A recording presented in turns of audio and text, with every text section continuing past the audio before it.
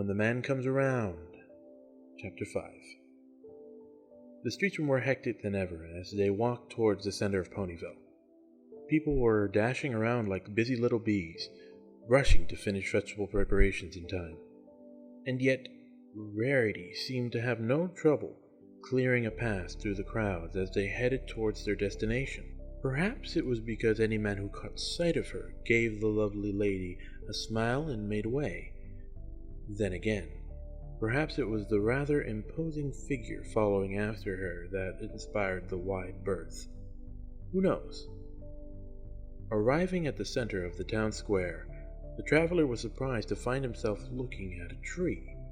And not just any tree, but a gigantic monolith of a tree that dwarfed many of the buildings around it.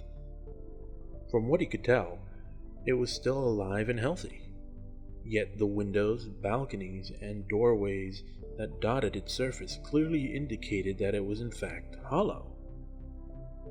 "This is the library?" he asked, eyeing it askance. "Indeed," Rarity replied. "A repository of Equestria's knowledge and learning for the past 1,000 years, preserved for the understanding of future generations to come. Also, Twilight tells me." Approaching the door, Rarity gave it a few quick knocks and called out, "Twilight, darling, are you in?"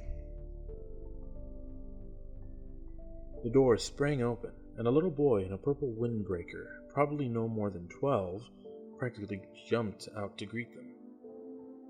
"Hiya, Rarity," he grinned happily. "How you been?" "Oh, hello, Spike," she said, giving him a fond pat on his spiky green-haired head. "Is Twilight home?" "Nah, she stepped out to take care of some more party stuff. She should be back in a minute or so. Do you want to come in and wait?" The eagerness of his expression was almost palpable. "I really can't, Spike," Rarity said apologetically. "I have some business that I simply must attend to. But could you do me a favor?" "Of course. What do you need?"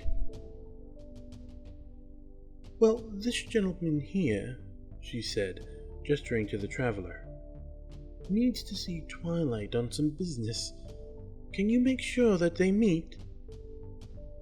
"You can count on me," Spike replied, throwing a smart salute. "I knew I could," Rarity replied, with an indulgent smile and a pinch to his cheek. "Now I must be on my way, but I'll see you at the party." Turning around, she looked at the basket from the traveler and looked up at him. "And I trust I'll see you there as well?" she asked, sapphire eyes twinkling as she did. The traveler paused and gave an almost imperceptibly small nod of his head. "I'll see what I can do." Though it wasn't much, Rarity gave him a satisfied smile. "Excellent. Well then, have a fine day, you both. Au revoir." The pretty young lady glided off and was soon swallowed up by the crowd. Turning to enter the library, the traveler was surprised to find Spike eyeing him suspiciously.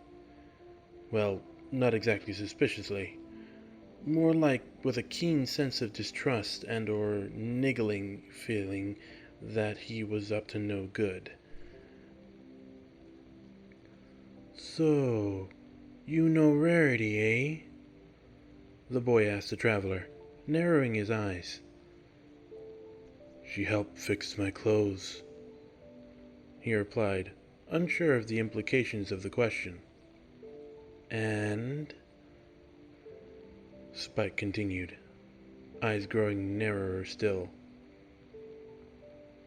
"She showed me here, where I met you." "Is that all?" Spike asked again, his eyes so narrow that the traveler began wondering if the boy could even see him anymore. "Unless I'm mistaken, yes?" Spike eyed him for a moment longer. Then suddenly his whole face brightened and he gave the traveler a big smile. "Okay then, come on in." Spike waved him into the tree, and it was simply amazing. Every spare wall and surface had been converted into a shelf space where thousands upon thousands of books lay stacked in dizzying tiers up the entire length of the tree. Twilight hadn't been joking when she called it the repository of all knowledge in Equestria. "Sorry for the third degree earlier," Spike called as he headed through another door leading to what seemed like the kitchen.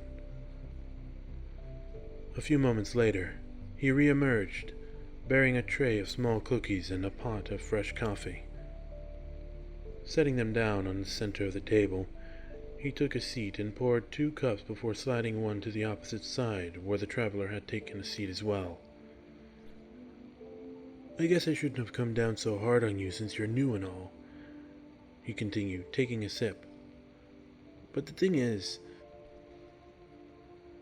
The little boy paused, looking around to make sure the empty room was still empty, then leaned in and lowered his voice into a conspiratorial hush.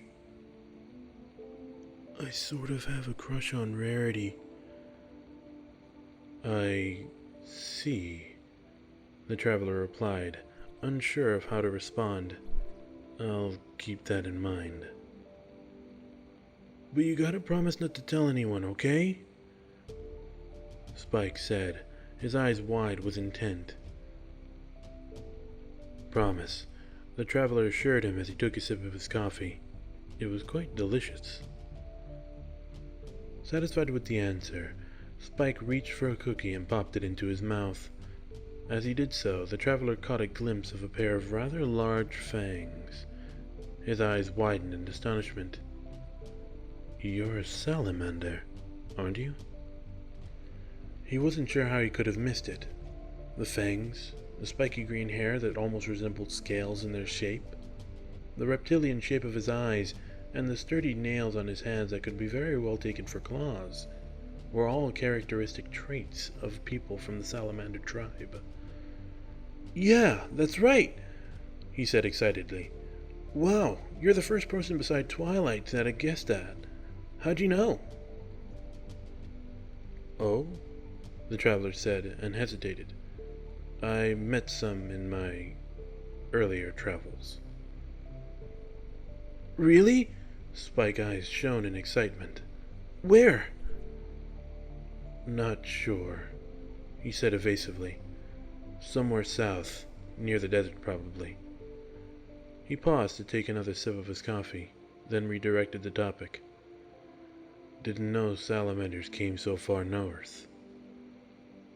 "I wouldn't know about that," Spike shrugged.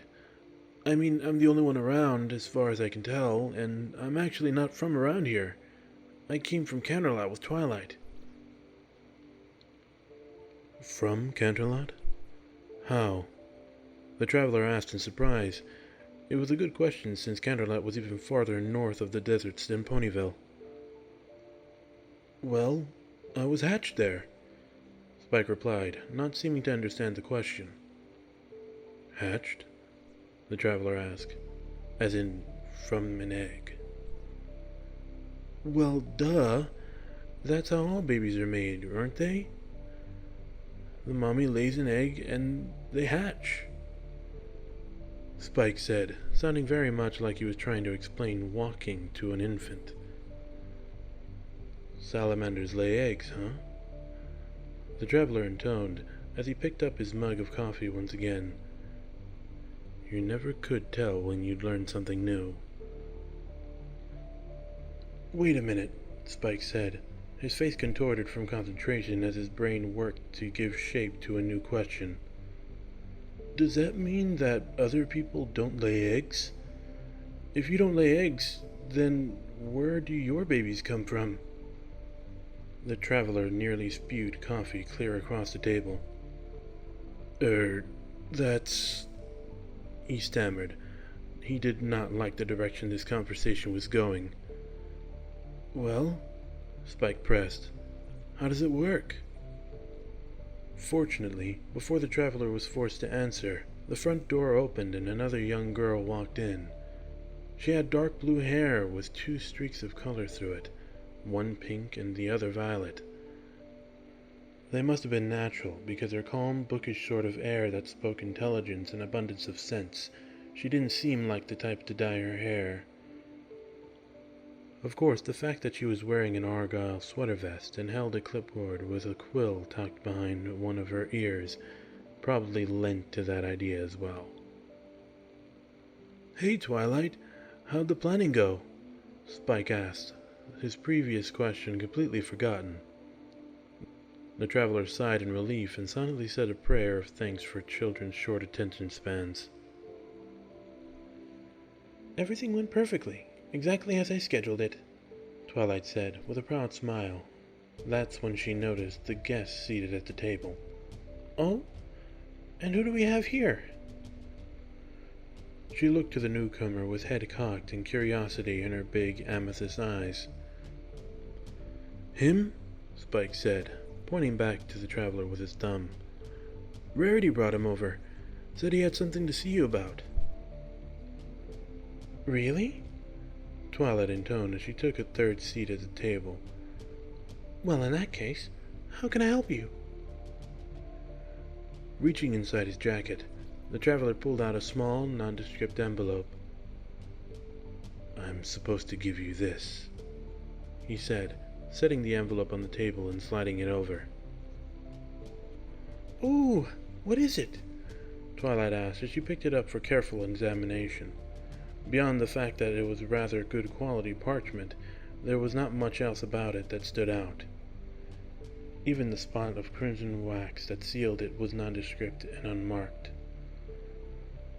"Can't really say," the traveler shrugged. "It was just on my way." "Well, thank you very much for bringing it," Twilight said as she opened the envelope. However, when she unfolded the letter, she simply frowned and stared at it in confusion. "Huh. Well, this is odd. Are you sure someone asked you to deliver this?"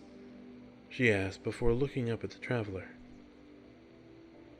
"Why? What's wrong?" he asked. Twilight turned the letter to him so that he could see it as well. It was completely blank. "Curious," the traveler replied, gunmetal gray eyes darting across the page. "That's the letter I was given. Why it's blank, though?" He trailed off with a shrug. "This is so strange," Twilight murmured, still looking at the paper. "I don't see anything, but that wouldn't make any sense. There must be something I'm missing." She picked up the sheet of paper and flipped it over, eyeing it so closely that her nose was almost pressing against it. Still nothing. "Maybe it's invisible ink," she thought aloud as she pulled a wand from her pocket and lightly tapped the parchment. A faint purple glow surrounded the paper as it floated up, but it quickly dissipated and let the sheet drift back onto the table. "No? Maybe it's a single eye spell," she said, tapping the sheet again, but with similar results. "No? Is it a confidentiality charm? No? How about—" As Twilight continued experimenting with the papery, the traveler slid his chair back and picked up his bundle. Having completed this task, he was walking towards the door to excuse himself when Spike called out. "Hey, aren't you going to stay for some snacks?" he asked while grabbing another cookie. "Still have business," the traveler replied. "Best if I went and got started." "Aw, you're not leaving so soon, are you?" Twilight asked as she set down the paper. "The party's about to start, and it'd be a shame for you to miss it." "I really should get going," the traveler insisted. "Like I said, I have—" He didn't finish because Twilight's giggling abruptly cut him off. "I'm sorry. I shouldn't be laughing," she said, trying to stifle her chuckling behind her hand. "It's just that you sound exactly like me when I first got here." "Oh?" the traveler asked, eyebrow raised in question. "How's that?" "Back when I first came to Ponyville, all I could think of was getting my job done. It wasn't until after I got to know the people here that I realized sometimes jobs can wait long enough for you to make some friends. Won't be here long, the traveler said simply. Doubt I have enough time to make friends before I head out. I wouldn't be too sure about that, she said with a knowing smile. People around here are awfully good at making friends in a hurry. Besides, I'm sure whatever your job is, it can wait long enough for you to meet some new people. What do you say? Join us at the party? With Twilight looking up at him with such childish innocent hope, the traveler really couldn't find the heart to refuse. He sighed. I'll drop off my things and come back in a bit. Yay! Twilight cheered, clapping her hands in delight. Oh, this is so exciting! I'm going to quadruple check the plans and make sure everything's perfect. Come on, Spike. Let's make this the best party ever! Twilight grabbed up the paper, grabbed Spike by the hand, and dashed out the door in an excitement-fueled flash. In light of Twilight's incredible abrupt exit, it was a moment before the traveler realized that he should probably get going. Taking one last sip of coffee, he stood up and headed out for the door, shaking his head as he walked. People around here sure are crazy.